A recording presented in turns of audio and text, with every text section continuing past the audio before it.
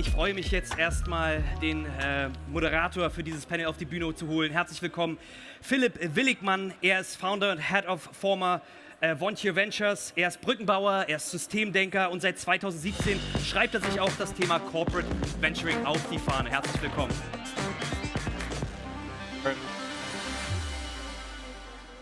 It's on. Okay, here we go. Thank you very much. Welcome to Berlin. Welcome to IFA, to an exciting panel talking about venture clienting. My name is Philipp. I have been working in this space since 2007 and super excited to be back here, see so many amazing startups around. And let's actually bring innovation into the room here and let's talk about how do startups scale and how do startups and corporations work together. And that's what we want to spend the next 45 minutes about. We have an amazing panel today. I'm very excited for the discussion. So first off, I would like to introduce Axel. Axel is also based here in Berlin, and he is the head of the Startup Incubation and Venturing Group at Deutsche Telekom. Pleasure to have you. Then Matthias, who has not only spent a lot of time researching what corporate venturing should be and how startups and ventures should come together. Now he is doing this at Bosch, Siemens, Home Appliance. And then last but not least, without him we wouldn't be here, my friend Fabian, who is the CEO and founder of GlassDollar, a platform who is helping corporates and ventures work together. A small round of applause or a big round of applause for the panel, please. I hope your mics are working. I hope you guys are doing well, and it was easy for you to come to the show today. So I don't know if, looking at the audience, if everybody knows what venture clienting means. So maybe we start with a short definition, what you guys think what venture clienting is. And Axel, why do you not give a quick overview what venture clienting is so that everybody is on the same page? Okay, I do my best, and thank you for having me. So venture clienting to me is, to put it very simple, corporates become clients of startups. They buy products and services of startups based on a very diligent, laser-focused search to complement their existing portfolio to solve their pain points. And that is in contrast to, for example, corporate venture capital, where there's like equity investments, minority shares, or general partnering, where it's more about like alignment of long-term interests, where you like have a joint strategic vision and a joint development. It's pure transactional. You close a contract and you integrate the solution of the startup, and the corporate is the customer and pays for that solution. Guys, did I a good job or anything to add here? No, a very good job, Axel. Maybe just one thing to add from my side. So, I mean, there are many corporate venturing tools out there, and venture clienting, I think, it's a win-win situation for both parties, the corporate and the startup. Why is that? As Axel just said, I mean, the startup gets access to the relevant stakeholders to open the door, to talk to the relevant business stakeholders within the corporate, actually to scale the solution after the POC. And on the other hand, the corporate gets access to the best potential startup solution out there for their specific challenge. And also like can provide the feedback to the startup solution. And so together they also can evaluate the startup solution on the long run. So maybe this just to give more perspective to venture clienting. Fabian, what do you say? Anything to add? Approved. No, I think just looking at the audience, probably venture clienting, corporate venturing, and all of these kinds of terms don't mean too much to you. I think one of the things that people intuitively misinterpret is that startups are for consumers, right? Like startups are WhatsApp or Facebook or like, you know, this earlier generation of companies that was directly targeting private individuals, consumers, to use their products and services. Actually, by now, if we analyze the global startup ecosystem, then the majority of startups are creating B2B propositions. So it's not anymore that Deutsche Telekom is competing with WhatsApp for that same consumer. No, the next generation of startups is creating elements or components that Deutsche Telekom or BSH or many others can use to then deliver a better service to their customers or do so more cheaply. Thank you very much, Fabian. So let's talk maybe a little bit about, I spent a lot of time in the United States. We don't use the word corporate venturing there, venture clienting there. So why is this kind of like trend really kind of going through right now? Why are people talking about this so much, especially here in Germany? And what are the global trends kind of also driving the topic? So maybe, Axel, you can start again and give your perspective on it. Look, the startup and developer ecosystem is the largest innovation unit on this planet. So each year there's around about like 300 billion in venture capital going into funding and accelerating innovation.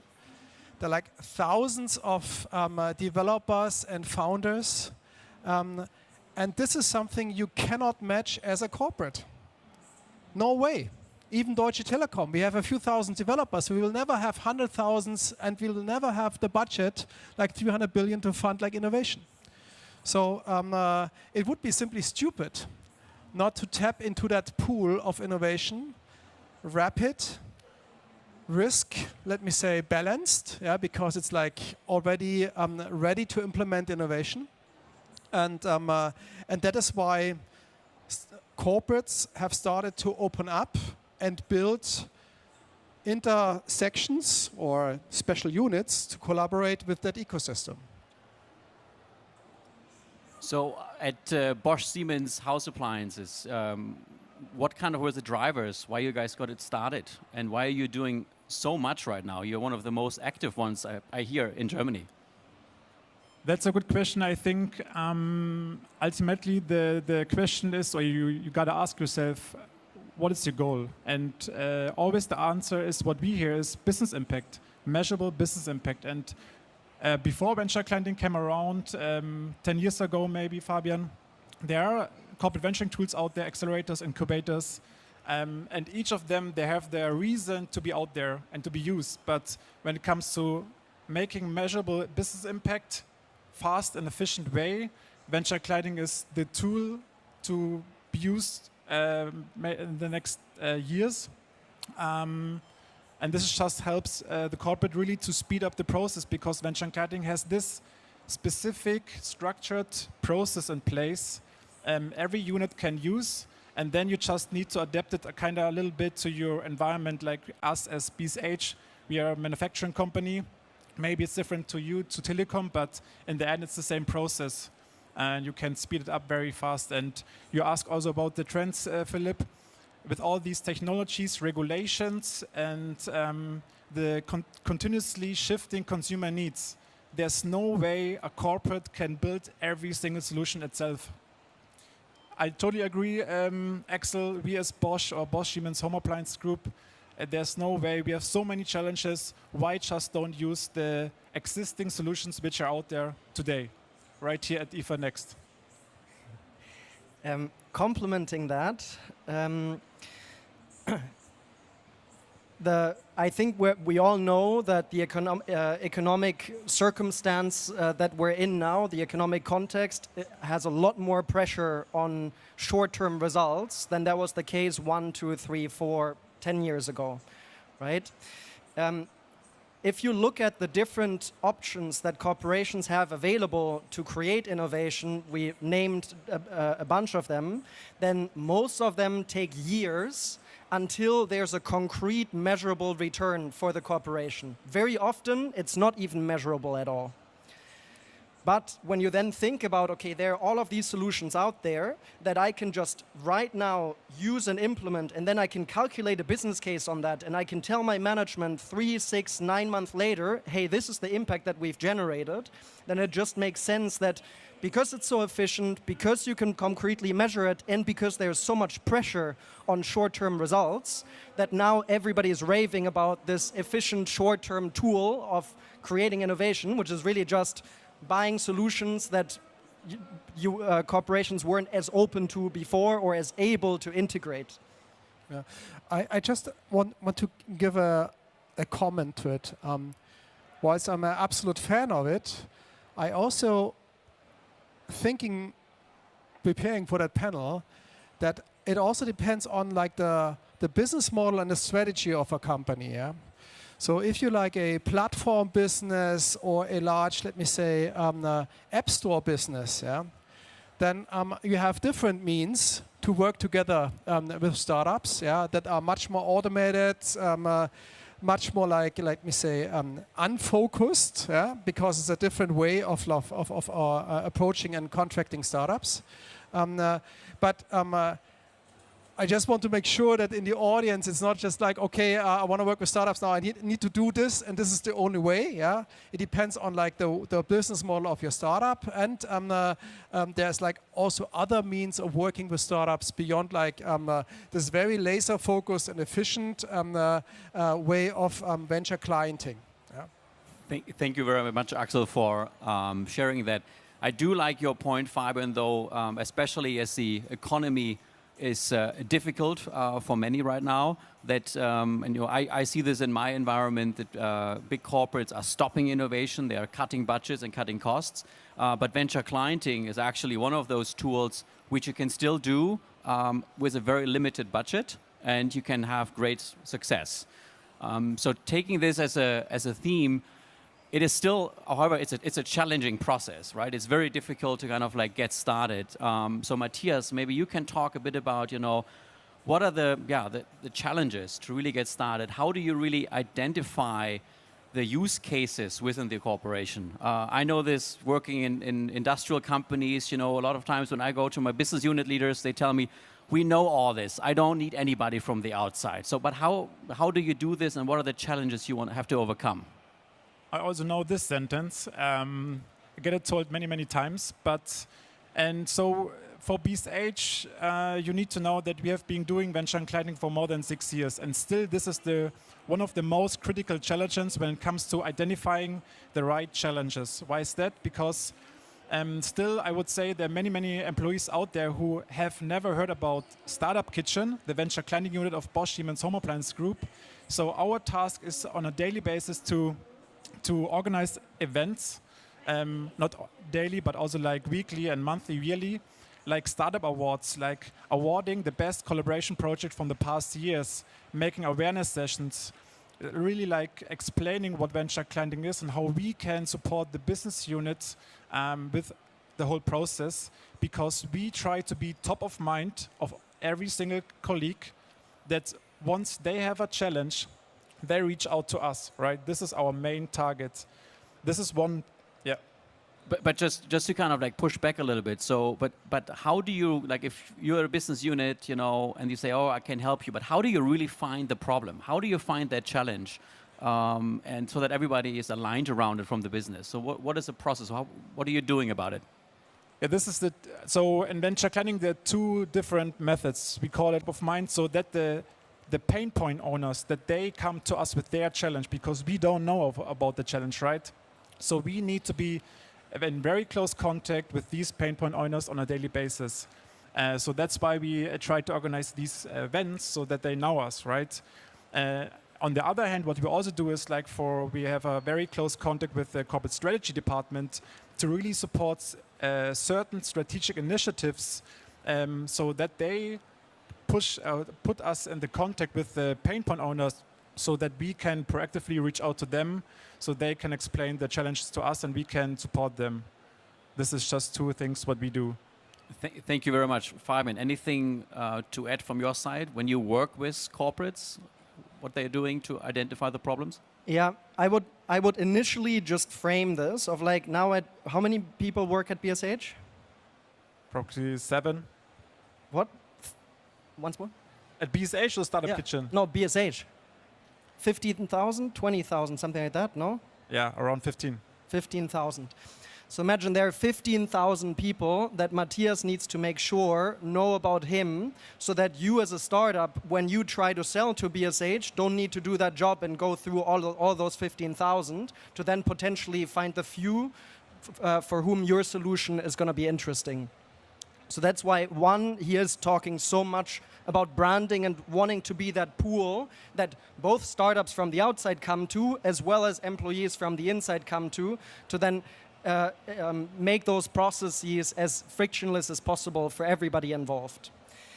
The way that Matthias can make sure that more colleagues think, okay, this problem that I have, maybe he's going to be able to help me with that, is if he comes to colleagues over time and says, hey, look, this is a really interesting solution. Have you looked at that before?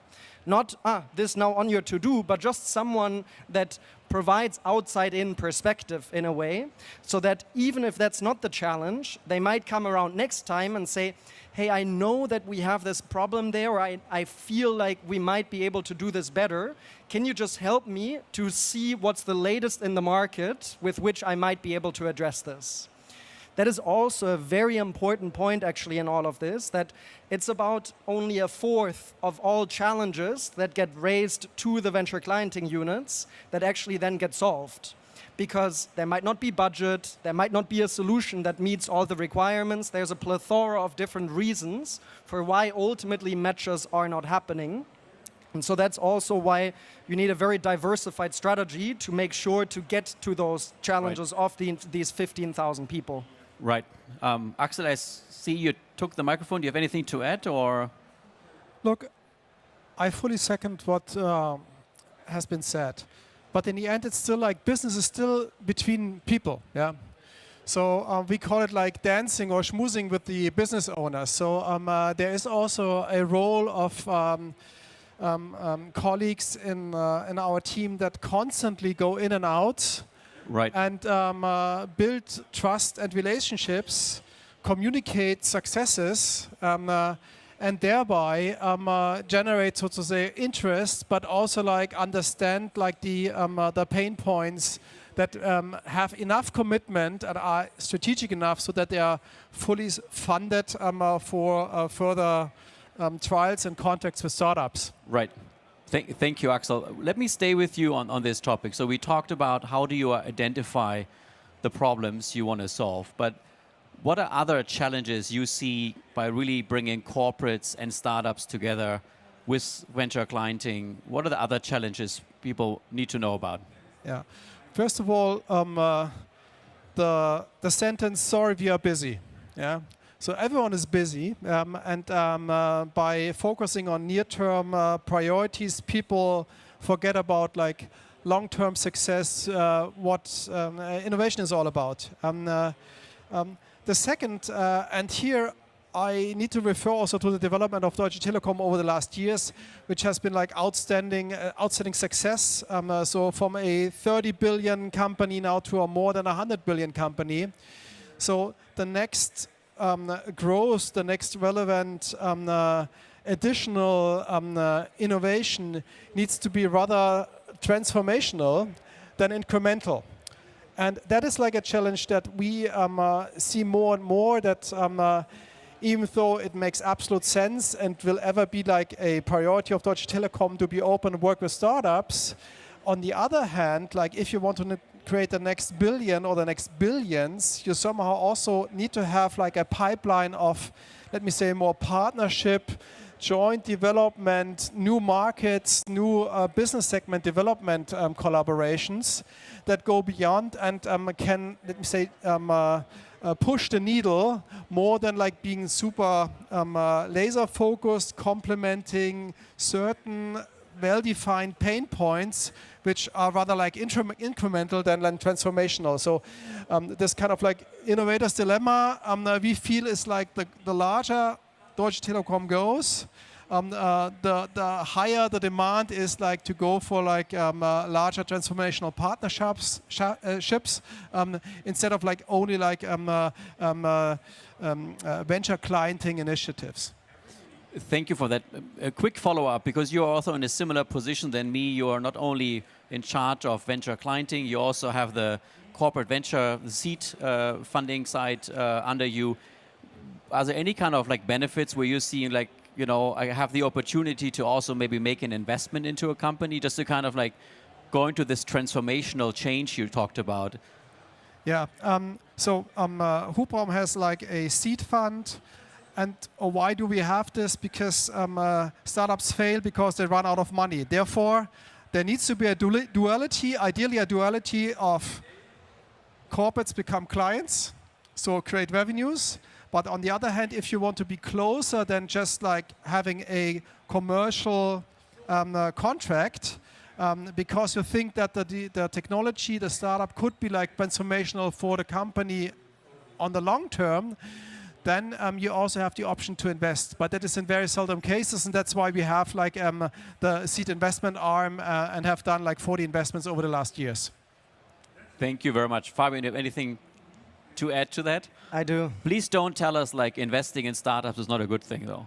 No, I mean, I think every corporate always needs to ask themselves, why are they better at investing than the free VC market out there that is actually already competing to do exactly that job, right? Like, there need to be really strategic benefits. But I think exactly the combination of venture clienting and corporate venture capital does have a lot of power. We have a number of partners where I would say like every 10th or so POC that's run, then afterwards also ends in an investment. But it's typically in that order. So first, you test out the solution, and then if you realize that solution works amazing, you've done the best due diligence that you ever could, that most likely also no VC fund could ever do themselves because they don't have that infrastructure. And then, all of a sudden, wow, you've created a machine that creates impact for you directly and gives you insights that you can long-term also benefit from twice. Yeah. To comment on that, I fully agree. The much better investors are the pure financial-driven investors. And therefore, like this clienting, partnering angle, transactional aspect, to me is like the ultimate goal or the ultimate benefit for both sides. Because like even if it's like a small fraction multiplied by the number of customers of Deutsche Telekom, that is much more that we can gain with like a valuation pickup. And for the startup, of course, it's like immediate returns or ideally cash flow to further finance operations. Right. Thank you for the addition there. Let's talk about these, success stories when POCs are really working well. And Matthias, can you maybe start talking about like what are some best practices you have, gathered, and I know you have also done a lot of research around this topic for successful partnerships between corporates and startups? Yeah, I would say the most important success factor is to have this structured, efficient process in place you can leverage, right? Because without this process, it's get a jungle, right? Because within the corporation, right, there's so many supporting functions you need to involve before starting a POC. So this is exactly our task as the venture client unit, to bring all these stakeholders together. From IT, from legal, purchasing, and even workers' council, we have to involve sometimes before starting a POC. It sounds crazy, but this is like the reality for our case at BSH. And we have this streamlined process and also like this alignment with the relevant supporting functions to actually be relatively fast, to not lose the startup to other corporations, right? So this is our goal, to catch the best startups out there. So I think the process, is very important to have. And also like a pain point driver, because a challenge doesn't mean anything without a pain point driver, because the pain point driver ultimately has the budget to pay for the POC and also for the long-term adoption.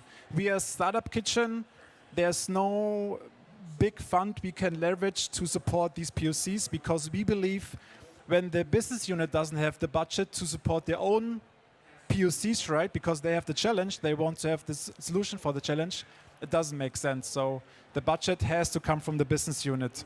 And I think the pain point driver is very important to have, and so that they drive the topic in the first place, and also like after the POC, when it's successful, that they also drive the long-term adoption across the company. Fabian, anything to add from your side? To all of it, I need to hold myself back in here. I think shortly again, framing for the audience, what's implementation or adoption? So what these units are doing is they're saying, you're a startup, we don't know if your solution works. You're not SAP or someone else that we've worked with for centuries. So we're going to try it out for 3 months. Maybe if it's a complicated thing, then we'll try it out for 6 months. And after that, we'll know if it works or it doesn't work. And that is then the moment that you start entering a long-term agreement. Now, there's a plethora of different kinds of solutions that these corporations might be testing. It might be a piece of software that improves the HR process. It might be, like in your example now, a microplastic filter that is added to the washing machine. It might be a piece of hardware and software that optimizes the production process.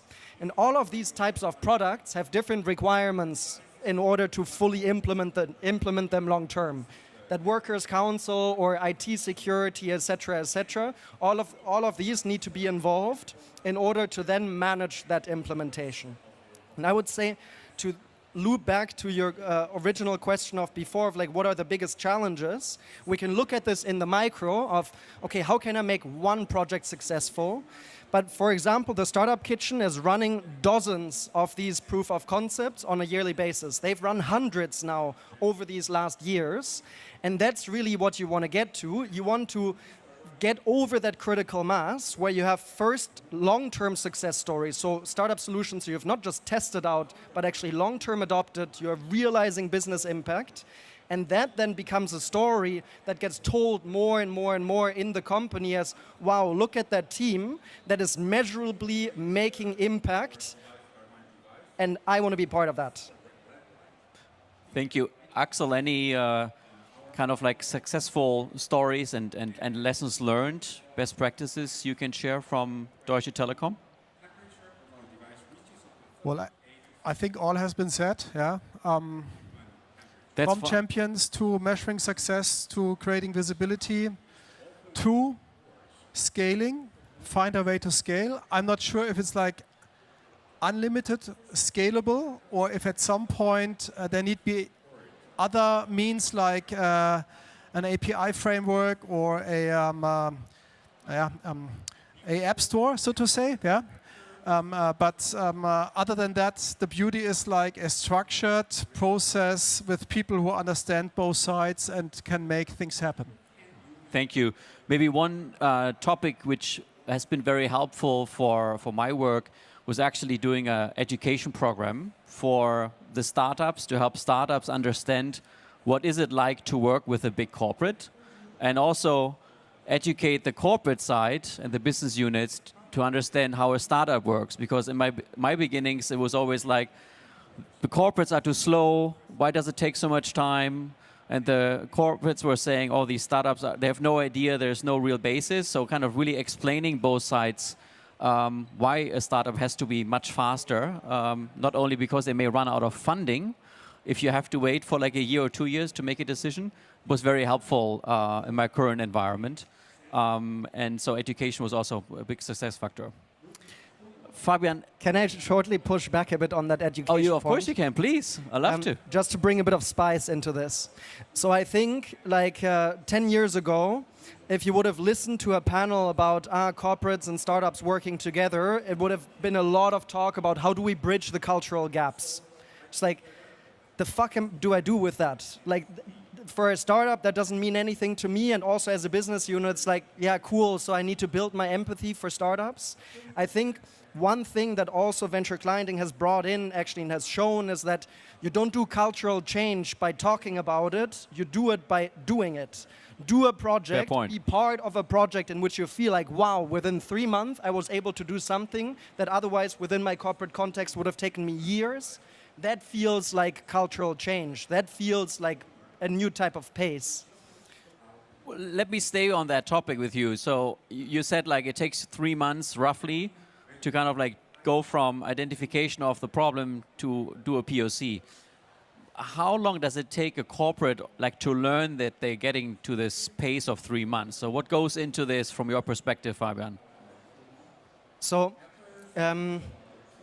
typically, corporations don't start this out themselves, but there are service providers out there, like there are for accelerators and corporate CVC, etc., etc. So are there service partners that help them to initially set this up? What do you need for that? Actually, you need to be fast in finding startups, get out of your accelerator logic where you tell the business unit, yeah, please wait for 3 months because then we're starting our new batch. And start having conversations with procurement, IT, etc., explaining to them why they are needed in this process. But when you do your first POCs, there's no need to officialize everything yet. There's no need to develop infrastructure as if you were planning on running dozens of projects. Realistically, a corporation that starts a new unit starts with 5, maybe 10 of these projects in the first year. No. Yeah. Axel. I like to give a comment to that. So we at Hubraum, as the interface between the startups and the corporate, I think with startups we could do it like in 6 weeks. And we started to do it in 6 weeks and we failed. So we learned the hard way that in the end we somehow need to adapt to the speed of our sponsor. Yeah. So if the sponsor needs 4 months, then it's better to do it in 4 months than repeatedly saying, hey, we could do it in two months. Yeah. So also like getting this, let me say, understanding at the startup. Yeah. So Right. that's our learning. You can't beat the machine. You need to take the flow of the machine, and if it takes 4 months, it takes 4 months. The Agreed. longest period in the whole process at Deutsche Telekom is finding the laser-focused pain point and the sponsor and being clear about alignment of interest and what success is defined. That takes, I would say, 6 months, sometimes 9 months, and then another like maybe 6 months to recruit and onboard and trial and contract the startups. So that's also interesting that there's a long lead time before really things happen, but that makes sure that in the end things run smooth instead of like going back and forth and in limbo at the end. Preparation is key, also in innovation. So let's move on a little bit and talk about, actually your job, right? You are running these venture units in very, very large corporations. Can you talk a bit about it? Let's start with you, Matthias. Like, what does it take to establish a group like this? I'm sure you have a lot of internal pressures, also finding arguments like why are you doing what you're doing, budget constraints. Can you talk a little bit about what does it take to build a group like this, run it, and then also create the successes you have created? So maybe from my experience at the consultancy where we built several venture clienting units at German OEMs is that, first of all, I would say it's crucial to have board support, right? That they back up your idea that you want to introduce venture clienting at the corporation. And this means also that the board maybe introduce venture clienting to the whole company, right? Making free marketing for you as a venture clienting. I think this is point number 1. Then I would say it's also very crucial at the beginning to look for very strategically high relevant challenges where you actually can find good solutions in a very short time, which you then can use at lighthouse projects, because exactly what Fabian just said, it's very important to get kind of traction on the whole venture clienting process itself. Nothing is better than just make good marketing that you have successfully proven that this process works with good projects and that other colleagues reach out to you. So this I would just say to establish a unit at the beginning. Thank you. Axel, can you maybe talk a bit about how do you then also partner with other groups within the corporation, other innovation groups, the strategy group you already spoke about. How does that partnership work with these other groups within the corporation? As I mentioned before, it's like dancing with the business owners, schmoozing on a continuous basis, understanding what is the innovation roadmap, Horizon 1, Horizon 2, Horizon 3, and then in a sweet spot that it is not only like super short term, but rather like something between 18 to 24 months. That is where at Deutsche Telekom approaches together with startups fit well. And for this, identifying the relevant pain points. So especially also when new technologies come up, yeah? So AI, that kind of like is definitely something that helped us a lot to have a next iteration of additional pain points, working with startups, contracting startups to support our business units, and that's how it develops over time. What is not happening, or in a very, very few cases, is that someone comes and say, I have a problem, can we talk please? It's like a constant conversation that you need to keep up in the organization. And let you one follow-up. How much of the things you are learning is actually of interest for your strategy teams? Because in my world, like at the beginning, they were pushing back, but now they call me every other day because they know that we learn so much from the applications and working with the new technologies on the day-to-day. So at Deutsche Telekom, for the corporate strategy team, it's interesting, but it's not as interesting as for our portfolio and product management. These are the ones who are really keen and also often apply for being mentors in our program, yeah, to get like this hands-on insight working with startups. But on a higher level for such a large corporate, it's limited. Yeah. Thank you. So we are at IFA here, so a lot of new technology and new products are getting introduced to consumers. So I guess we should also talk a bit about the future and what the trends are and what we believe the new technologies like AI, robotics, blockchain are going to drive, and what it also means for venture clienting and innovation overall. So I would love to go, maybe start with you, Fabian, and kind of like share a little bit with the group. What are you most excited about, and which sectors do you think will see a lot of change and a strong potential for venture clienting, given these technological advances?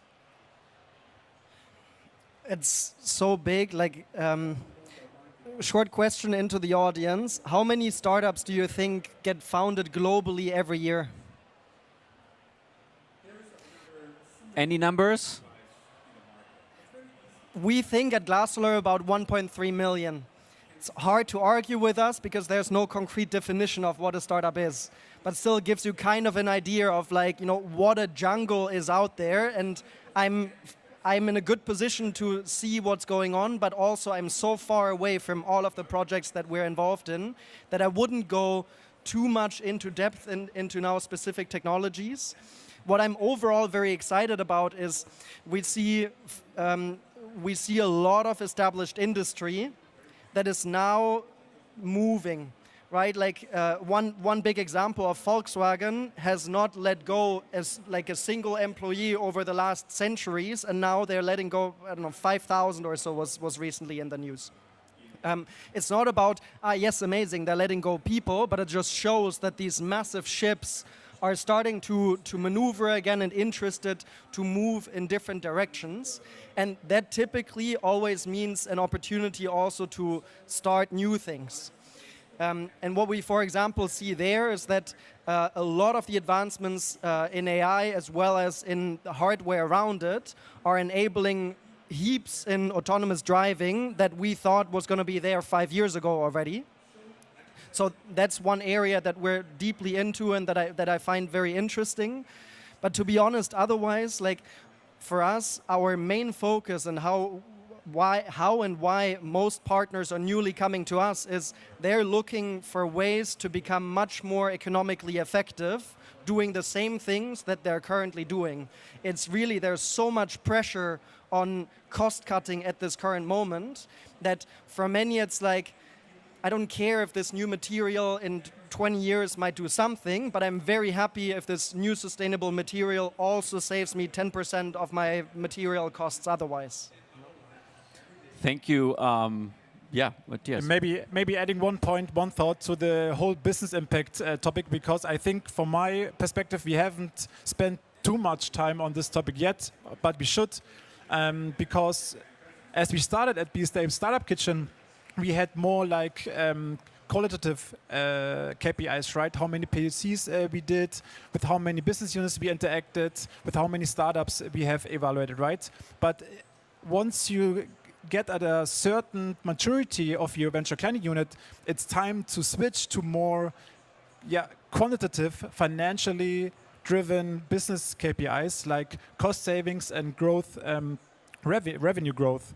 Because this, at the end, the board is eager to know, right? What are you doing all day long and all year long? What is coming out of your startup collaborations you do, right? And this is what we focus on very much on a daily basis, starting with identifying the right challenges which can be scaled with the best solution in the long term. Maybe just, I know this was not your question, Philipp, but it was super important what you said. No, but there. Fabian started the topic, so please. I think it's super important because back in the days, innovation teams understood themselves as, I got to be the expert of robotics, AI, whatever, and I got to bring that into the organization. The truth is actually that the innovation is secondary, or the technology is secondary. The challenge or the business case is primary. When you look inside of like how do these teams get their budgets, how do they argue, the first story that they tell is, hey, we've just proven that we can generate another 500 million in revenue next year going down that opportunity. And in order to do that, we need technology X, Y, and Z. If they only talk about technology X, Y, and Z, as long as the board happy, as long as money is flowing, yes, it's cool and people are, yeah, fine, like you can wear your sneakers and like you can go around and do things there. But as soon as like as pressure is on, these kinds of stories just don't count anymore. Then it's really about translating concretely innovation into business, and business is money. Yeah. Axel, any additional thoughts? Innovation is invention and implementation. So if the second part of the equation is missing, implementation, that leads to business impact. It's just like, idling. Yeah. But coming back like to a question like future or a vision for corporate startup collaboration and exciting technologies. So my vision is that in a few years from now, units like Hubraum are not needed anymore because it's obvious that corporates and startups work together, and such great structured processes like venture clienting are simply there, scalable. And what makes me like confident is on one hand that there's so much going on in giving startup the visibility, maybe databases, maybe like studies and tools that you are building, that makes it easier and easier for corporates to find out where's a fit and whom to talk to. But on the other hand, also like, let's take AI technologies, it's much easier than to pre-select and match those collaborations and even like facilitate those collaborations, so that I really think like if the cultural aspect is further given and people understand and believe that it makes sense to work with startups and that all indicators go in that direction, then it will be just like a natural thing that things will happen.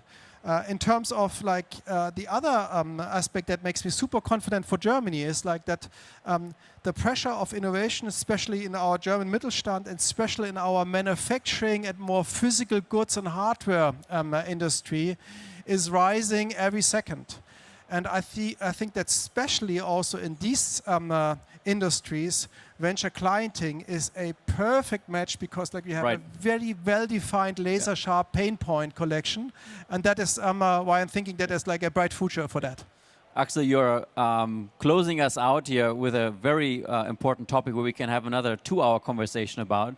But first off, a big round of applause for the panel, please. Thank you so much, and to you all of there, enjoy IFA, and hopefully see you next year.